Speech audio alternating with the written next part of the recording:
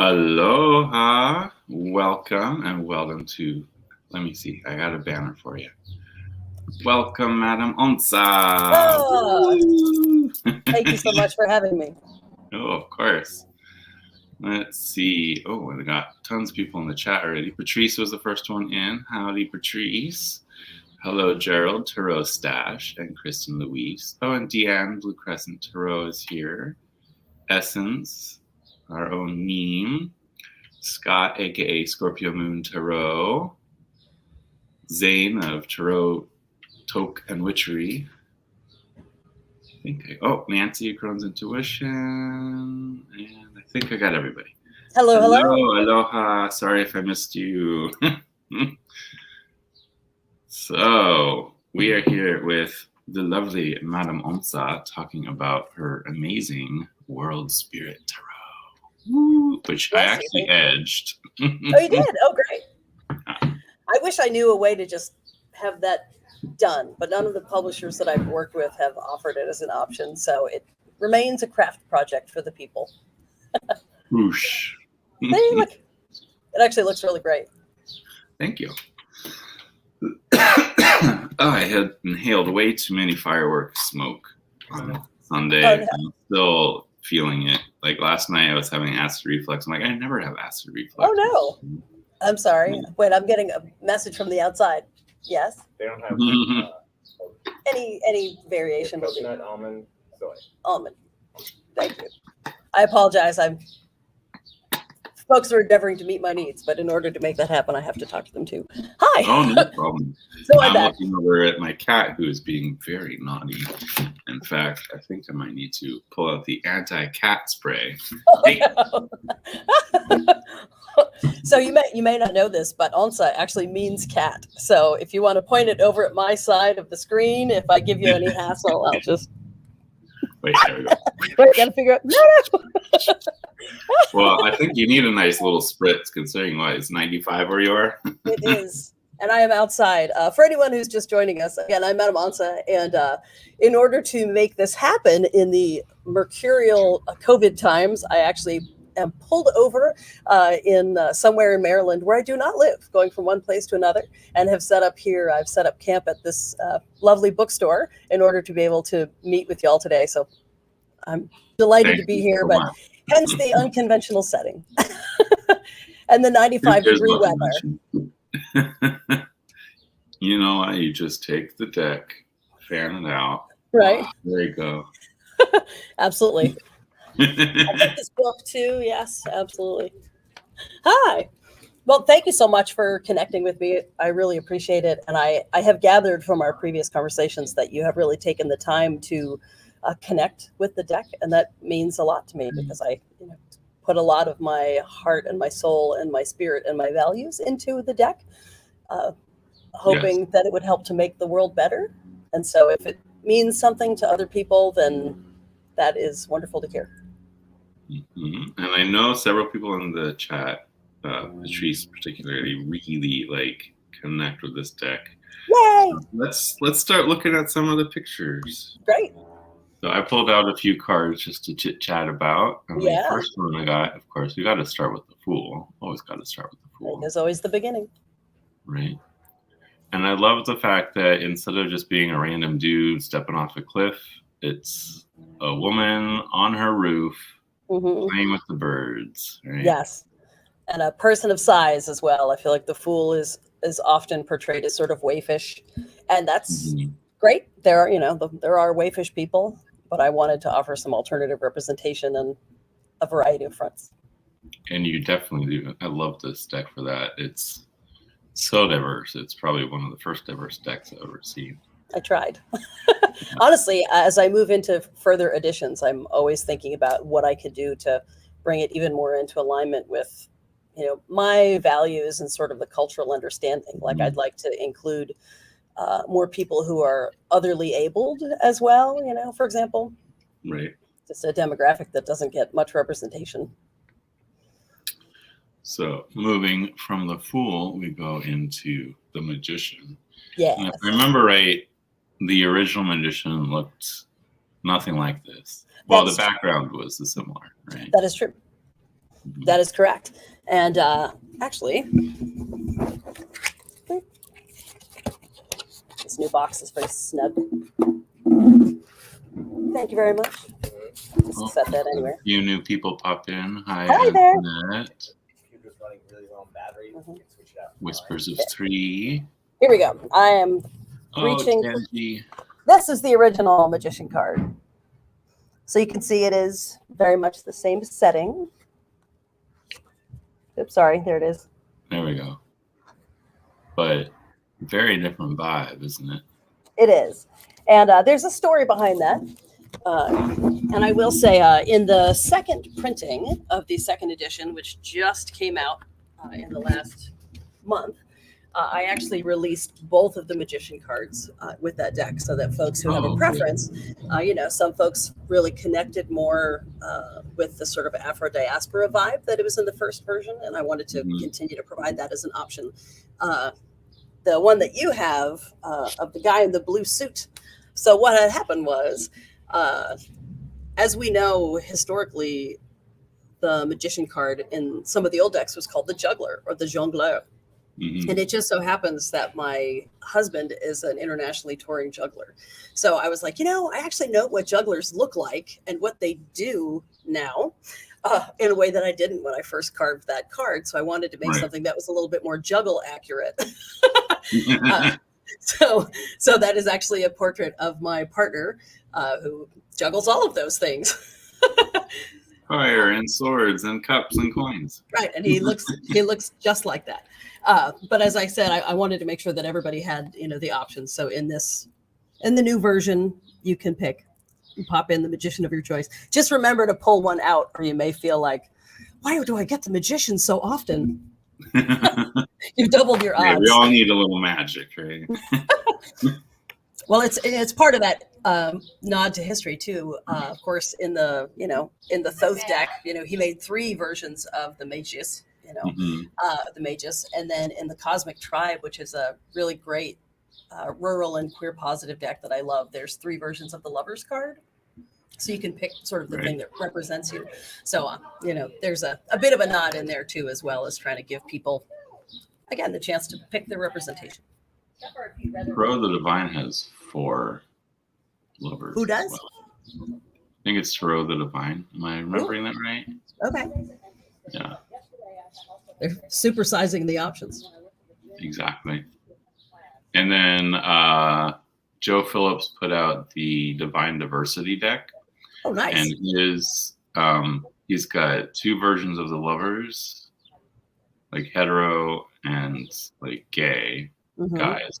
Sure. And he has the same split with the devil. So you can have like the heteronormal devil or the gay devil. Oh, that's great. Yeah. I like how many decks are now putting out extra cards so you can choose the ones that you want.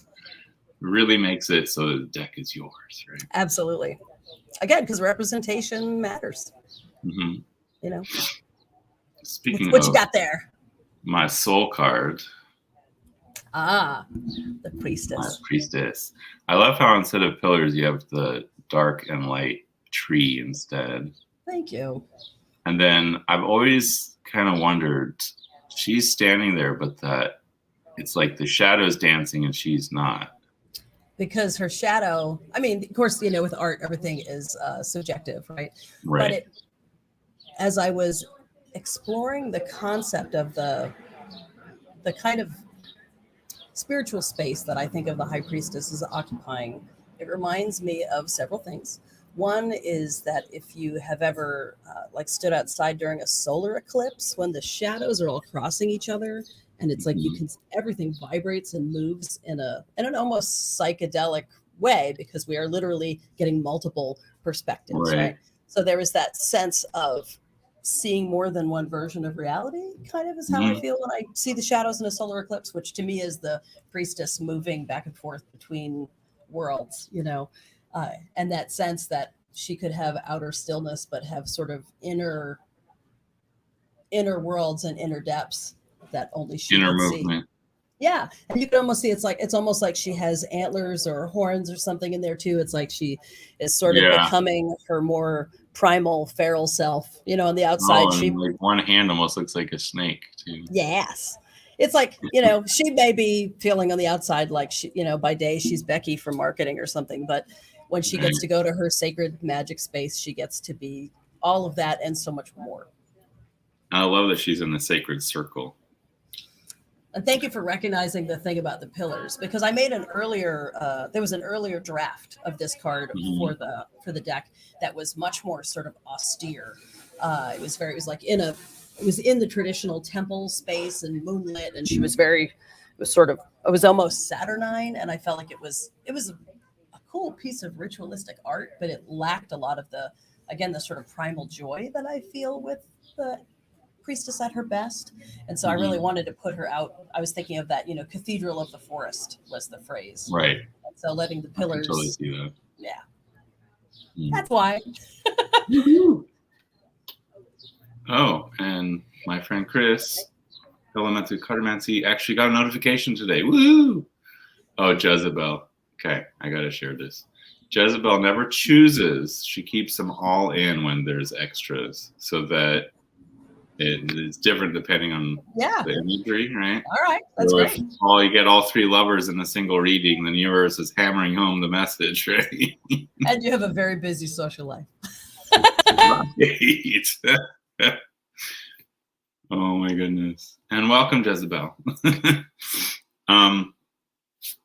So the dichotomy of this image really strikes home, because it's like you have the plains behind them, but then it looks like the hippogriffs are swimming in water at the same time. So it's like, are they in the water? Are they on land? What's going on? I feel like everything in that card is waiting for somebody to make some choices. Like, are we dancing around in place? Are we pulling out? Are we on the move? We're like all dressed up to be the world's most celestial parade, but we're just sitting here churning up the mud. I love it in that image. Also, there's the big cat in the background is sort of just waiting to see what happens. It's the watching self. Okay, I love that. And is that a particular figure from mythology, or no? Just I was sort of pulling through for a very pardon me, for a powerful, beautiful, glorified man, like somebody who is really comfortable getting their bling on and being sublime with it. So like power could be equated with being in your glory. Yes, I love that. I apologize for the coughing. I'm in the land of allergens out here. So, you know how it is. The devil is definitely very much a rock star. Yes. Thank you. That's exactly right. And so I'm one that I always notice the details, right? Yes. So I see the goat, and then I see this snake, and it looks like there's like a foot sticking out from under the snake. So is that touching on murder over there in that corner? I hadn't thought of it that way. Well, there's a few things going on here. You're right that that is a snake with feet, and I just absorbed it out of going through old texts and hieroglyphs. It was a particular iteration of a particular sort of, I'm going to say demonic, but I know that this audience will understand that that's bigger than just the Judeo-Christian sense, but like a mythic god entity that moves between worlds. And I felt like the goat was there to sort of anchor us in the experience of the meat suit that the devil can represent, and that this other entity, specifically coming from hieroglyphs, could speak to the more of the transformative and transmutive qualities. And you can see in there all the goodies, like everything they're surrounded with. I'm pointing with my finger as if you can see. Yes. Yeah, there's like bread and whatever you're into. Exactly. I felt that the card traditionally always represented the devil as sort of in an unflattering light, let's say, you know, not in his most seductive light. They were intended to sort of look like Monsters. yeah, you know, rather than seductive. And I'm like, nobody wakes up and says, let me ruin my life by having too much of a good time, right? Let me find a path to ruin. It's always Right. got to be sort of this seductive, well, I could just work a little bit more, or I could just have one more drink, or, you know, I could just write one more book. It's like I wanted the devil to be represented, as you say, in the rock star capacity, the seductor. Yes, definitely. And he is definitely got a seductive pose right there. Come to me. I mean, and I grew up in the 80s. It's totally like the Lestat, you know, sort of, you know, like you will absolutely die horribly, but it might just be worth it, sort of. To be going pitch. out in the best way possible. Yes, absolutely, rock star. Thank you. That's my new metaphor for that. Thank you, Jonathan. And then speaking of, your tower card is probably one of my favorite tower cards I've ever seen, because instead of it being like a scene that you're seeing from the distance, you are the one falling from the tower. Right. Right. So I really appreciate that perspective in this card, because it, like, you don't see that in most tower cards. It's like you're an observer off in the distance and you're not actually getting affected. Here it's like, oh, this is me falling from my tower. And I sort of wonder why, right? Because it's like when the card comes up for you, it's usually you that it's talking about, right? Like it's the card is speaking to you about the things, the truths that you haven't been made aware of, or the radical transformations you have yet to undergo. It's personal. The tower is not usually like, oh, those people over there. You know, it usually speaks like, to, oh, you see those people falling? Yeah, well, that's the warning that you're going to have it happen. Yeah, no, I feel like It's when it comes up, it's usually coming right at you. The lightning bolt is on its way. Right. So as you're falling through the sky. And thank you for noticing. So, you know, of course, in a lot of the traditional sort of post-Rider-Waite Smith decks, there's usually two figures. And my thinking here was that you are the other figure, you know, and you're seeing the person right in front of you has already started to fall. And the lightning has just got you from the back. And so you are following them down off the parapet. And they just got stabbed with lightning. Right? Absolutely. And everything is tumultuous. Yes. Falling. Long way down.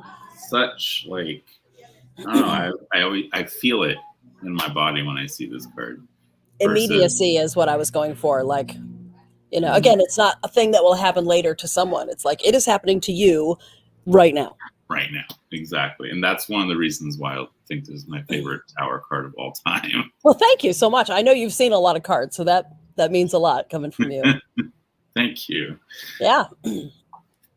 Let's see. I think one last major here. We have Judgment, which is not the typical Judgment. It is not. You may have heard me speak in some of my classes about why. You know, of course, there's lots of different ways that the whole thing about tarot, it's an evolving art form as it moves through the sort of understandings of each generation. And, you know, many of us in our generation have moved to sort of a different place with the idea of renewal and resurrection. And, you know, the Rider-Waite Smith deck she made it as she was asked to make it. It's very much like people bodily rising from their tombs at the beckoning of the angel, because it's the end times or whatever. But in our time and place, I always thought that art looked very zombie-tastic. Like it's hard to view it. Their bodies are gray. There's like a necrotic child rising out of a tomb. There's the whole angel symbolism. And if that works for somebody, of course, you know, not to yuck your yums. If it works for you, by all means, enjoy that. But for me, I didn't really get the sense of optimism from it. It just looked like a still from a horror movie. Like, and now the dead have risen and we are supposed to be glad somehow. So I wanted to find some imagery that was both steeped in tradition, but, you know, not reinventing the wheel, but giving us a different way to experience that notion of sort of accountability for what we've done. Optimism for what we might do, no matter what we've done in the past, and that notion of sort of renewal or resurrection in a more positive way. So we have Anubis with the feather of truth, I believe, and Yes. he's weighing this soul. Exactly. And these guys are already in the underworld, is that right? It's deliberately ambiguous as to whether they are, whether they're in line to get to have their turn, or if they're just living their lives waiting for that moment. Because if they have in fact already passed, then they took a camel with them, and that would open some big theological questions. Okay, you have a point there. but it's intended to be very sort of ambiguous, because I mean, we're all living this cycle, right? It's like you do it, you move through transformation, and then you continue marching, and then you change and you continue marching, and perhaps we pass through the veil, and in some sense we continue. It's intended to infer that things just keep going around. Cycle. Yes, the Nile kept dumping down more eternal springtime. It was predictable. So I have a few minor cards to chit chat about. Great. There's no real rhyme or reason here. I just kind of grabbed a bunch. So I guess I could try and at least put them in the same suits. Sure. While you do that, I just want to say to the folks in the chat, I wanted to let the Zane person know. Actually, my children both have Zane as their middle name. So hi, it's like we're related. I love it. Yeah. So they get to have the Z for their middle initial. And also, for anybody who doesn't know, these are block prints. So if you have questions, not just about the meaning of the cards, but anything about like how they were made and so forth, I'm happy to share you that. You the block print of the back, don't you, Andy? I did. Yeah. So maybe. Should I? Yeah, you can show it right now. That's fine. Whatever you like. I brought it as an example. So these are linoleum blocks, and so I drew them all in reverse, and then carved them out with chisels. So it's it's a ones and zeros situation. There's either material left that will print as black, or material that has been removed and will show as an unprinted area. And then I hand color them. So this is the block for the back of the second edition. Right there, you can see it. It was very ambitious because it had been quite a while since I had picked up a chisel, and I was like, "Oh, I made this really hard on myself." But hopefully, you can sort of see in there, like the black is amazing. the black is the surface, of that material, and everything has been cut out. And there's easily like 4 to 40 hours of carving in each one of these blocks. So with 80 blocks, it took a minute. Yeah, funny thing is actually I haven't done it in probably decades at this point, but I used to do block printing myself. So. Oh, you did? Oh, so you totally relate. Totally. I understand the work that went into each image, because that's a lot of work. It's a lot of. I have a little callus on my finger that I will have all my days from 7 years of pushing a chisel. It was totally worth it. But I'm sure that some like forensic archaeologist in the future is going to be trying to figure out how in the world, my bones have this little difference. She was a tool user. Absolutely. Definitely right-handed. So speaking of these amazing images that you literally carved from a block. Yes. So this is a very different take on Three of Swords. It is indeed. I will say that when I sat down, I did a ton of research before and during the making of this art. And as a kid starting out, I was like, Rider-Waite Smith deck. It's a bunch of boring Victorian line art. I don't even get what the big deal is. After years and years and years of studying the Tarot, I really came to appreciate the illustrative genius that Pixie Smith was.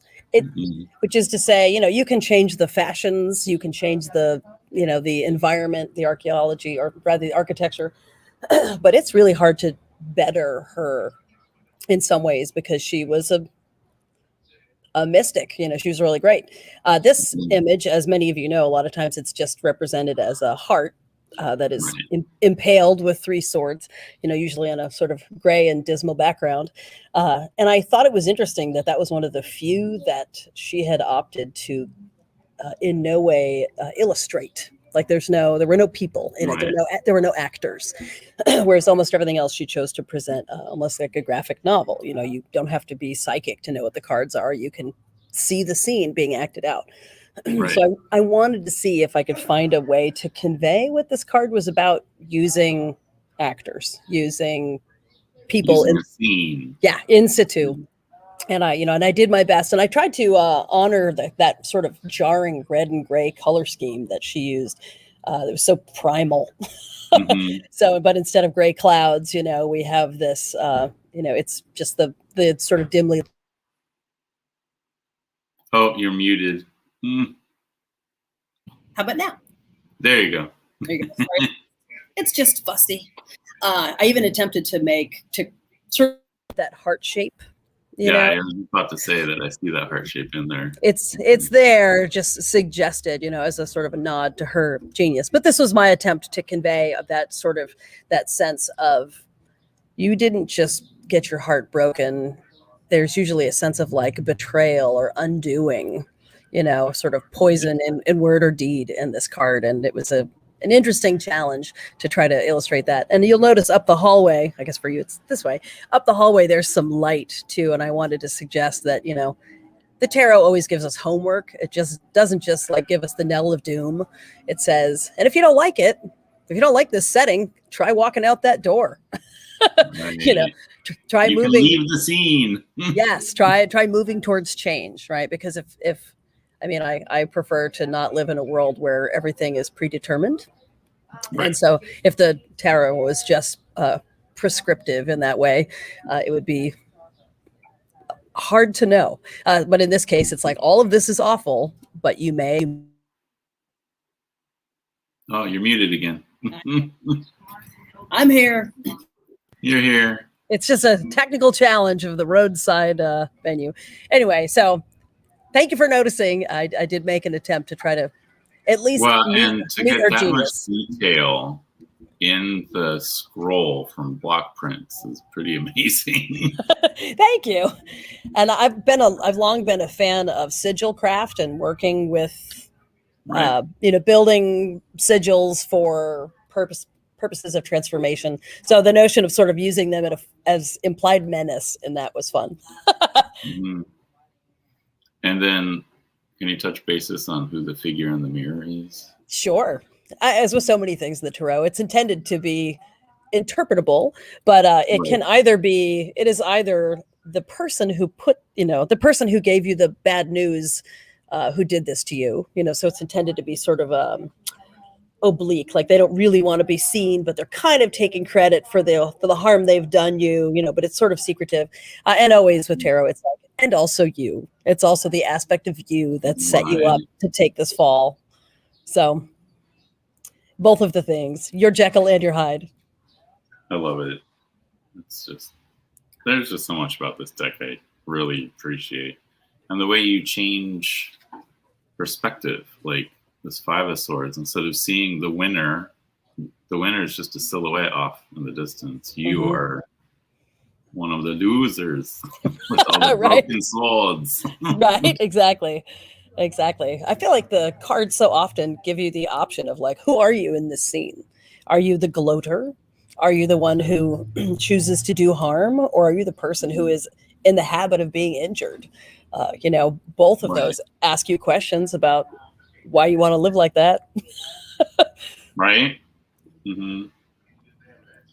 And then 2 more swords, and then we can move on to a new suit. But this 8 of Swords is very different because normally you see them in a circle of swords.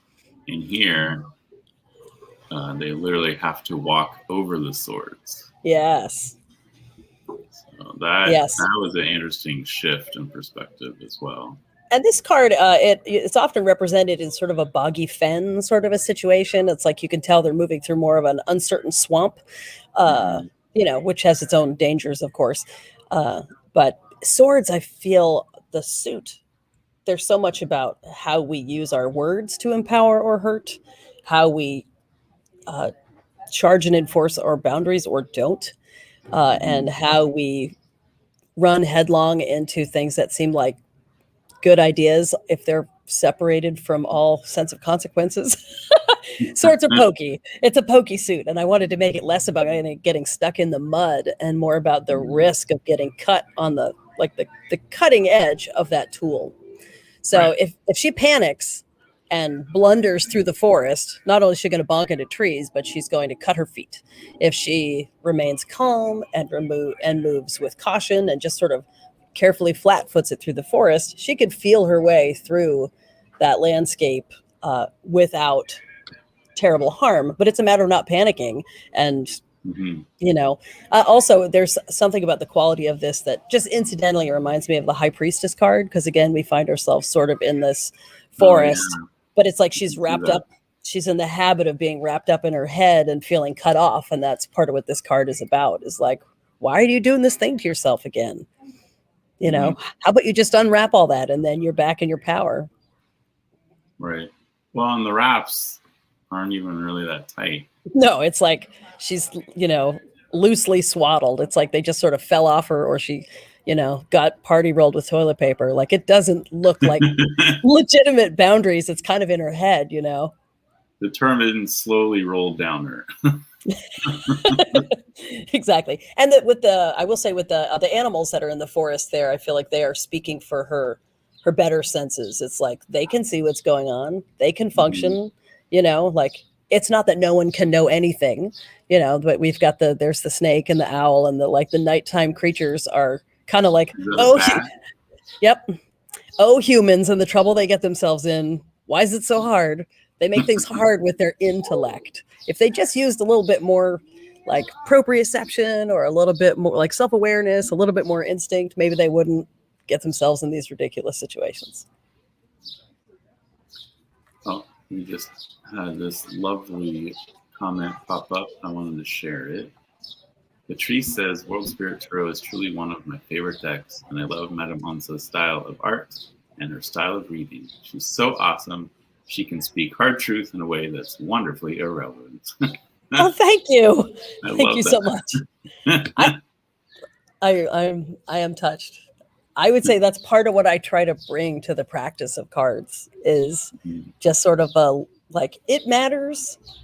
Tarot matters. We matter. Our pains matter. But having a sense of humor about it is an essential coping mechanism. And the tarot wants to call you on your shit, if you will forgive my expression. Always. Oh, yeah. No problem. Sometimes, it's like you throw some cards down and it's like, shut up, you cards. How dare you call me so explicitly? It's how I know this stuff is real, why right? Are you calling me out like that? Right? I feel so seen in a way that's really embarrassing right now. Oh my goodness. So our last sword card, we have the 10 of Swords. Which yes. Everybody's Anubis favorite. Dying at the hands of Set. Right? With Isis in the background going, no! Right? Yes, exactly. So, Osiris and the brother having trouble.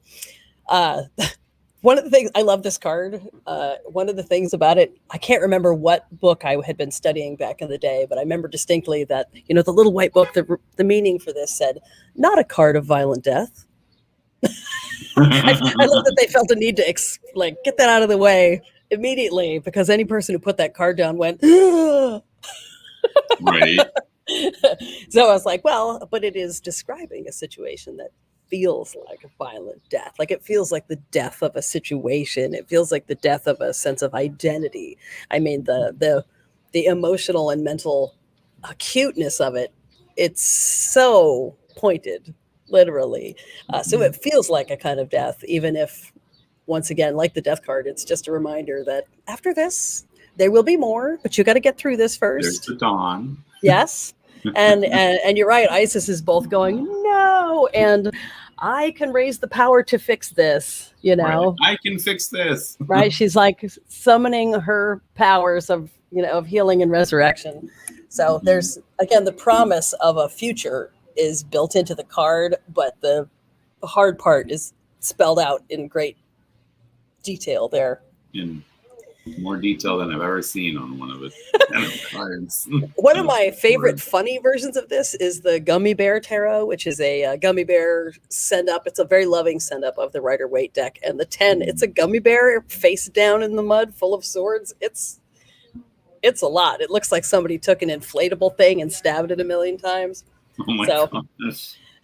it's pretty funny. I advise everyone to look it up. Very true to the original, but with gummy bears. I don't know, I'd be tempted to eat the cards. It's the deck that one of my kids is interested in the tarot in a casual tarot is for boring old people kind of way, but they will use the gummy bear tarot sometimes to just they like to go through the cards and ask me about the history and the images, and because they're gummy bears, it's hard to get all in a lather about them being very serious. One of my favorite Ten of Swords cards is the Brady Tarot. I don't know that one. So the Ten of Swords, in that deck, swords are arrows. And you see a possum laying there. None of the swords are arrows. And he's like holding one of the arrows there, and he's got the tongue out. That is brilliant. That's great. Okay, that is a point well taken that I'm Dutch. Oh god, that one just really changed how I viewed the card. Yeah, that's great. So, speaking of diversity, I love this Three of Cups because you got different skin tones, different ages, and it's just like this loving vibe. Thank you. Yeah, it was really important to me. I think one of the old resources I had, I don't know who said it, one of the great, writers, described this as a card of secret societies of women. And, and I wanted something that lent itself to that notion of, it's like these could both be, the elder woman there. It could both be her daughters. It could be, her daughter and their wife, and maybe one is pregnant. Like it could be 3 generations. I wanted it to be really inviting to all kinds of constellations of feminine identified people feeling welcome to that club, and because, if this one lady is a pregnant lady, I didn't want to put wine on the table. So they've got lemonade, which is a very refreshing springtime beverage. Well, and it's interesting too, because I totally got that mother vibe, because the very, very first time I saw this, I didn't notice the Three of Cups at first. It was just my first instinct was it's the Fates. Yeah. Well, because that's part of what's interesting. The 3 female figures together, we see them as fates, we see them as furies, we see them as so many things. And I did that mandala. I built that mandala sense there in order to really sort of, again, build that, because it could have just been a blue sky behind them or whatever, but I really wanted there to be a sense of being gathered in. Again, it's like not explicitly a ritual circle, but being gathered into the space. And the little bluebird house is to speak to, trying to have some magic in your domestic, right? It's just a little tiny house, a little bluebird of happiness. Oh, I love that. Yeah, I definitely felt like a Wiccan ritual or something. Yeah. And I could say in my art, anytime people aren't wearing clothes, like it's really like a sexualized thing. It's generally more of an unarmored thing. Like we're so at ease, like, I have a towel because sitting down and not bark would be nice, but it's not because I'm bashful or prurient or in danger. It's just, as much clothes as is fun or useful, not as a shame function or anything like that. So the fact they're sort of, sky clad there is like, we do what we want. Yep. Safe space.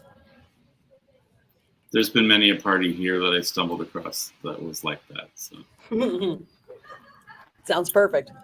Not to mention the drum circles at the new beach every Sunday.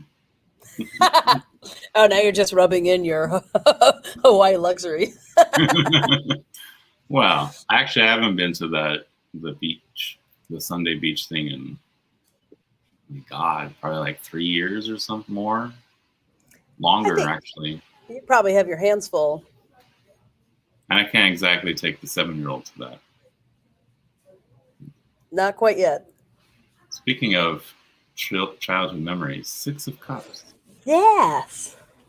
So this Yes. is different for me because normally you see like the 2 figures offering cups to each other. Mhm. Here it's more like it's the memory itself we're seeing. Is that right? Mhm. Yeah. And, again, like certain phrases stuck with me over the decades. And I remember some writer, had written about this sanctuary of the familiar, is how they described this, be it in nostalgia or be it a need to return to, your safe, your happy place. If that's an actual beach or an actual garden or just an actual moment or actual particular companionship, like finding the way and place to rejuvenate yourself. And so I wanted that sense. It's the same garden, if you notice, that is in Pamela Coleman Smith's card. Like the back wall and the building are the same. Oh yeah. So it's kind of like, older, wiser. Again, they're feeling very relaxed, like whoever these people are, he's or she's or it's, they are like shoes off, just really able to be at ease. And there's like the bread and the fruit for the breaking of the bread. Like our needs are met. Maslow's pyramid is basically square here. Like everything is relaxed and safe, and Right. they're able to just either return to old memories or build new memories in a way that builds on the old. And even the one figure is offering the other one some fruit, so it's like, Oh yeah. There's that quality of like, I've got something for you, and are we gonna fix that whole original sin bullshit? Maybe there's many layers. And then this one cup is actually inflamed. So talk It about the is. flames of the emotions. Yes. Yeah, there's, a bit of passion, there. And when we say passion, we often conflate it with like romantic passion, but it can just be like verve, love of life. It's almost like a Love of the a symbol people of the soul, going the spirit. Yeah. Mhm. Okay. So anyway, yes. Awesome. And also the mountains in the background. I lived in Boulder, Colorado once upon a time. So those mountains are sort of based on my memories of the Flatirons, the mountains that I could Mhm. see from my place in Boulder. Well, of course, all of our art is reflections of our own experiences and stuff. Absolutely. Absolutely. Right, here's another. I have 2 pentacles, and then there's just a couple other little things to chit chat about. Okay. So we have 4 of Pentacles, which is normally shown with one person holding 4 pentacles. Here, Right. you actually get like, is this like, I don't know. I almost want to say it's the mothers of the town. Yep. I wanted to give some positive role model. Right. So you see the one figure, and they're even standing sort of isolated, like they're not sharing the same common ground as everyone. They have their own sort of clearly defined space, and they filled their jug, they've got their water. There's a sense of defensiveness. And again, the cat, a lot of times in this art, the animals sort of This pop one. up to be like, why humans got to make things so hard? The cat's Right. like, what you doing? And all the other people who are experiencing, because the question this card asks is, where do you derive your security? Is it from an abundance of things? Is it money in the bank? Is it stocks, bonds, things you own? Is it, is your sort of social capital more invested in your community? So, none of those things are wrong, but everybody finds their own livable blend, right? As we find out. So this one person, they are sort of living in scarcity, and they're Right. clutching what they have, and everybody else, there's not as many pentacles as there are people over there, and yet they all seem to be living fully in abundance because their sense of security doesn't just come from what they have. Well, we got someone with a full jug, someone who's filling the jug. The next person's waiting, and then this person's bringing their jug to fill. Yep. So it's all different steps along the way, which I love. And then any particular meaning of those figures in the background? People living their best life. Again, it's like they're not, again, if you think of the sort of standard image of the card, it's a person clutching sort of scrooging with their resources. And again, those people are like, they're not even worried about it because the collective has them, Right. They are clearly knowing that their need for water will be met. And they don't You have just to have to go to the town fountain. Yeah, they don't have to live in fear about it. So they're just off frolicking, holding hands. Whereas this one is literally in its own dark circle. Yes, she needs clear boundaries, and like, I don't share space. And, cats, as we know, can go in and out of everybody's boundaries and ritual space. Right. They're not worried about where you think your sacred boundaries are, or even your practical boundaries. Right. Hence the spray bottle. Wait, just wait. I love that. You're a lot of fun. Thank you. I think we could have a lot of fun in person. Oh, wouldn't that be great? We're getting there. We're getting there. You just Inch need to by come inch. down. I'm just getting everyone to come here because, Yeah. Oh, I love this card.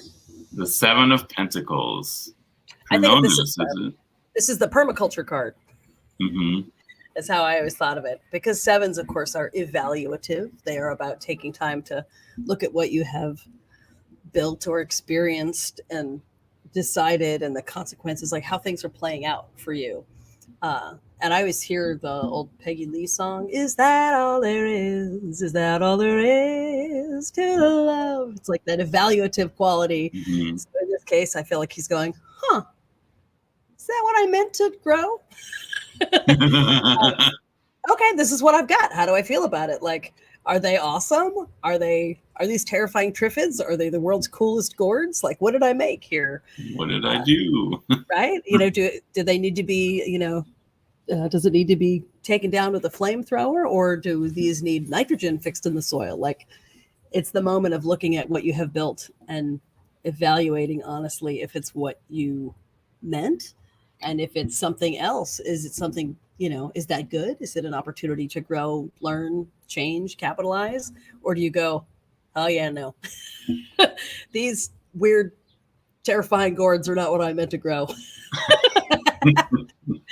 I just gonna say, I get a major Kunonus or horned one vibe from this. So. Absolutely.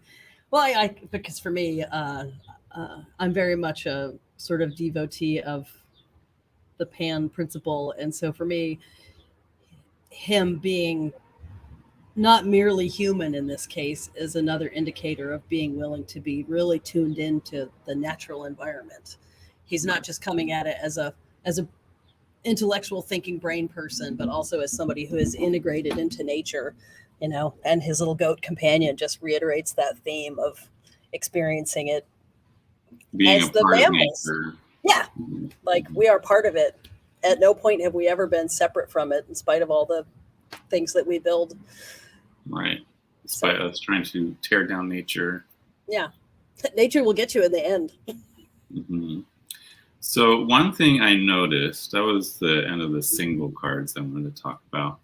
There was certain cards here that I noticed the same figure in. So here we have strength, and you have that little glowing rat. Yes. And then here in the Four of Cups, you also have that little glowing rat. It's true. You are very perceptive. I don't know that people ever catch that.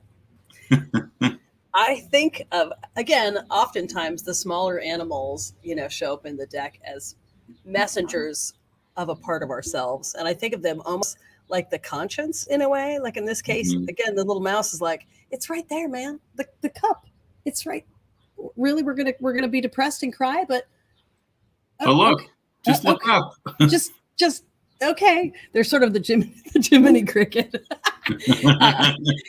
And it's interesting because with the strength card, there's also that, as I'm sure everybody's familiar with the Aesop fable about the lion and the mouse, and the lion is so mighty and can lord it over everyone and engender terror, but then is brought low by a miserable thorn in its paw, and the one who can help them is the least, is the little one, with the little mouse with the tiny paws and the excellent eyesight is the one who's actually able to help remedy the problem that this great sort of self-absorbed powerful being has. So it's the little mouse there is a reminder that big things depend on small things, and that the strength card, which of course in the old days often spoke to like power over, and now much more so is about personal power and like co-arising, if you know what I mean.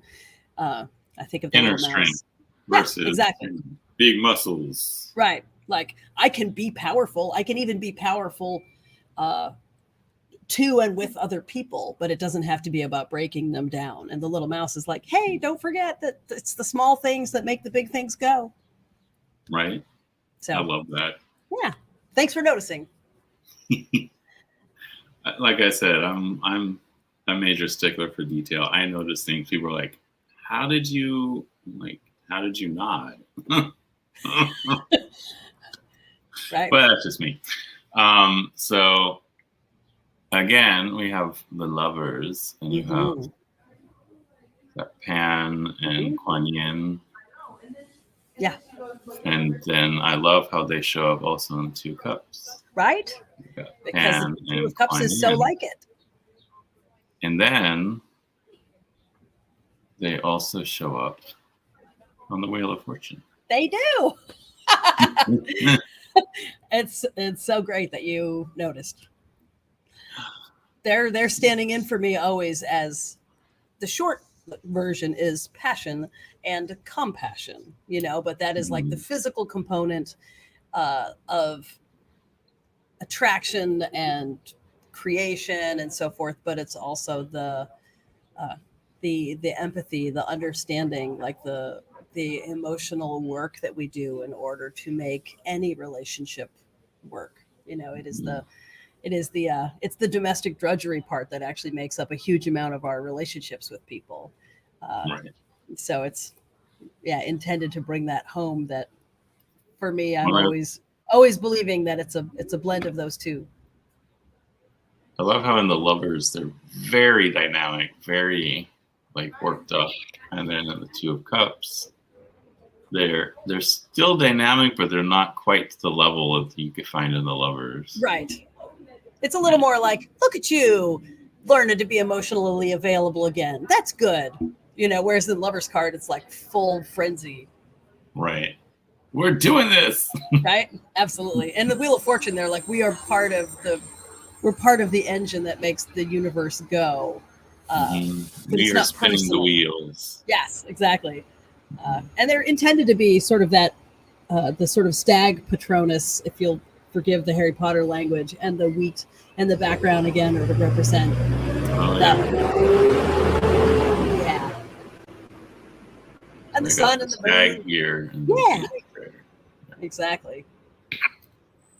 Oh, I love that. So I'm yes, starting to glisten here. Anybody who's just tuning in right now is like, who's that sweaty lady he's talking to? Eastern Seaboard. Don't worry, we'll get you back in the AC soon. It's all good. So I noticed that the aces are all being born from yonis. Yes. And they all have the sun and the moon. That is true. I think it was Rachel Pollack probably who wrote about the aces as gateway cards. I think I remember was the expression. And I remember thinking, oh, that makes sense, because it's like you're looking out the portal and you are about to step through into, right now you're standing inside the raw potential, and then in the two you step out into, the exploratory phase of the suit. And so I wanted an image that sort of encapsulated that notion of the image. Yeah. So yonis it was, or the Vesica Pisces, if you want to think of it that way. Or sideways eye. Absolutely. The other thing I just want to touch on real quick. Yeah. I just grabbed the swords suit. You changed the names of the quartz. I did. So seer for page, seeker for knight, sibyl for queen, and sage for king. And I really like that because it's non-binary names, so it can be male or female. And it like breaks us out of that mindset of medieval Europe. Yes. Yes, it was really important to me. And I want to share the credit for that with Jessica Zhuca-Gadino, who wrote the book with me, because we were tarot study partners. She had been an apprentice of Susan Weed, the famed herbalist. And so she had started studying tarot there way back in the day. And we had a study group.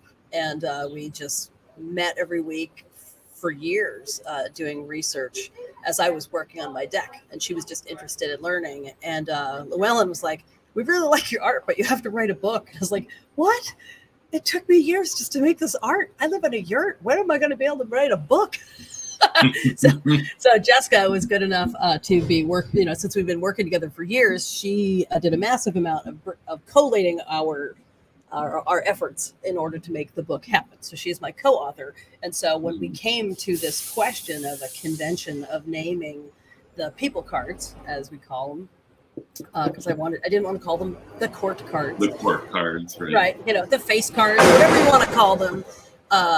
She and I worked together in order to find that. I apologize for the noise here.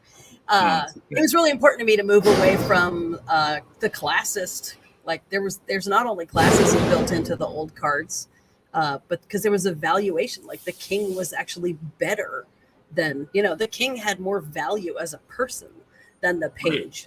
It wasn't like they didn't all have the same amount of diplomatic immunity or whatever, and it's like those social parameters fell absolutely on class and gender lines, and I could not in good conscience perpetuate that, because I would like to see those things change as we move into the next 600 years of the tarot. I love that. I will say when they translated what this little book is like, that's a chunky book and it's got so much in it. I love the little book. It's like, there's just so much wisdom in the pages here. Thank you. I was a little surprised that it took, years and years of writing. And it was like, but it's so small, because of course it needed to fit, in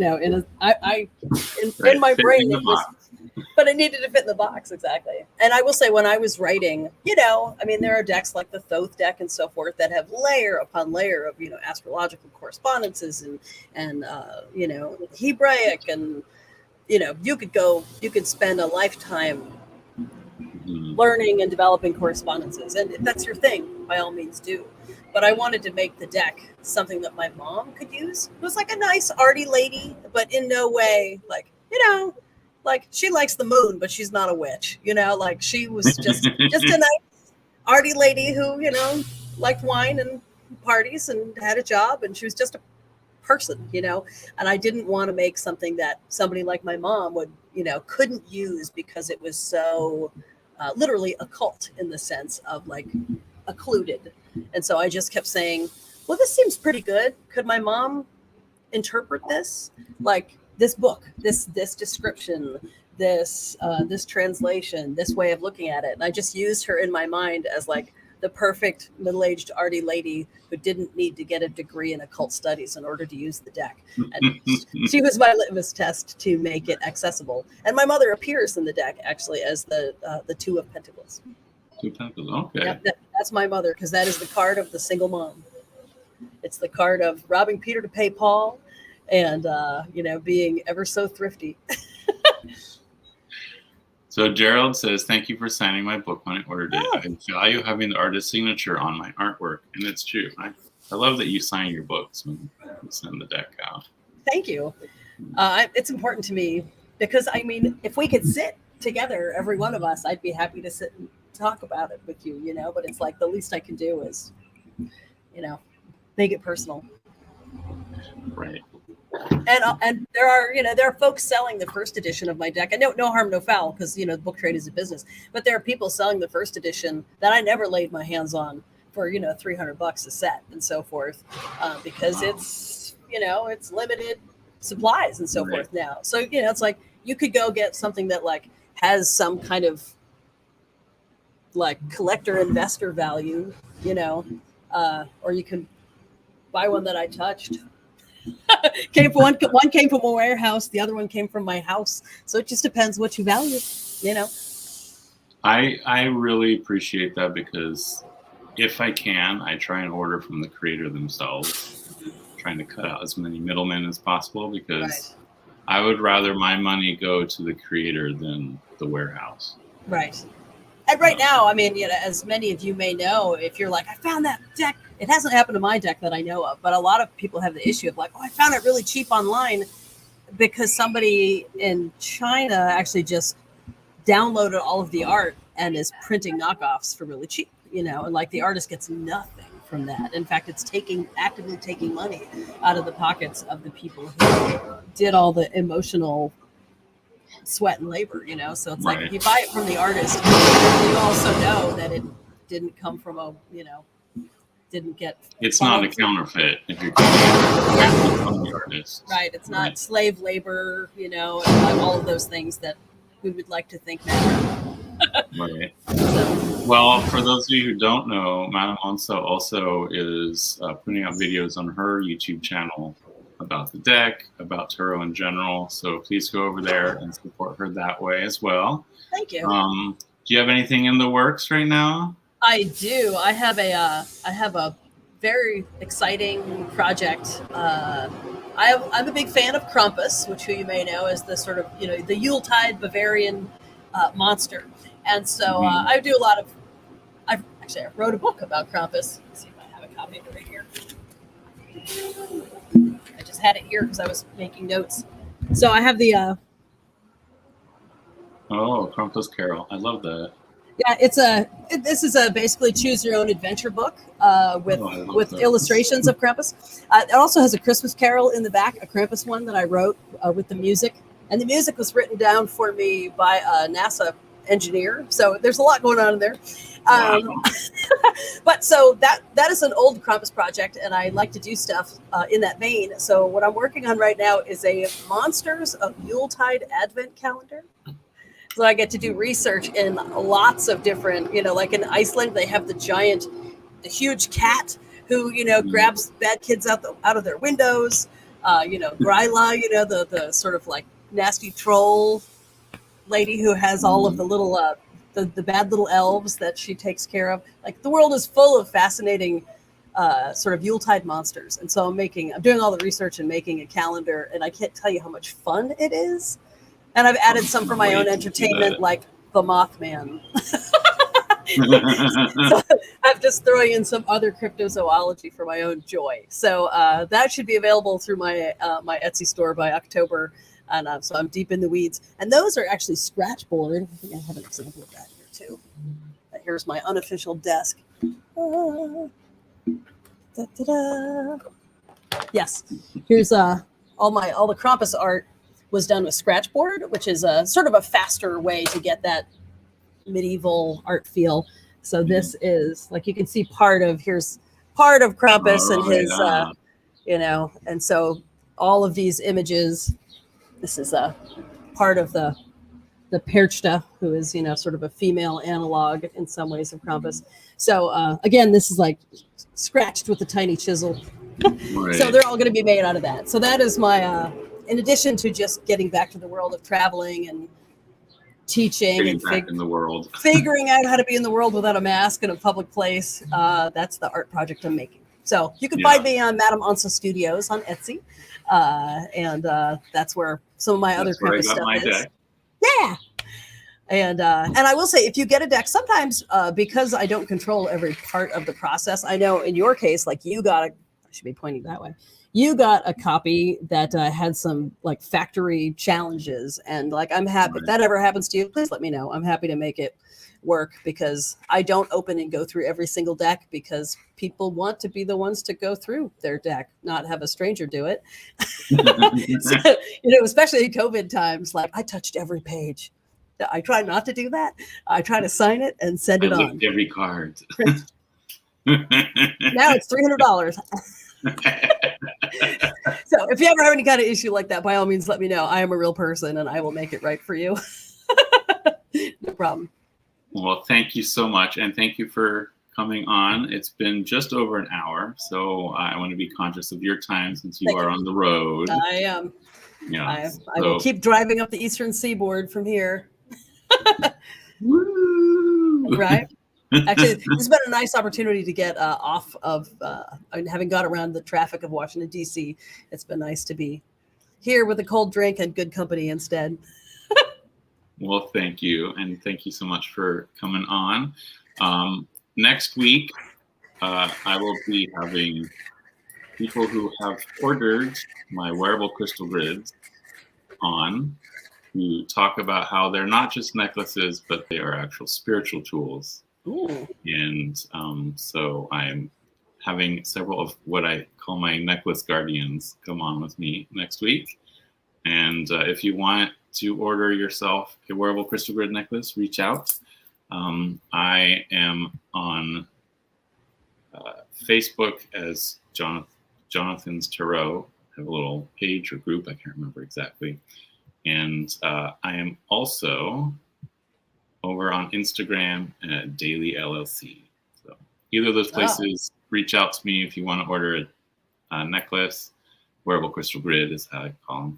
And I will be talking with my necklace guardians next week. So I look forward to it. Thanks, y'all, so much for joining us here. I really appreciate the opportunity to get to know y'all a little bit better. Yes, Mothman, I see your comment. Yes, Mothman. Yes, Mothman. I appreciate all of you. And thank you so much, Jonathan, for working with me. I know it's been challenging for us to get synced up, but we found a way to make it work. We made it work. That's all that's important, right? Great. So again, thank you. And to everyone out there, thanks for joining us. Aloha and a hui o.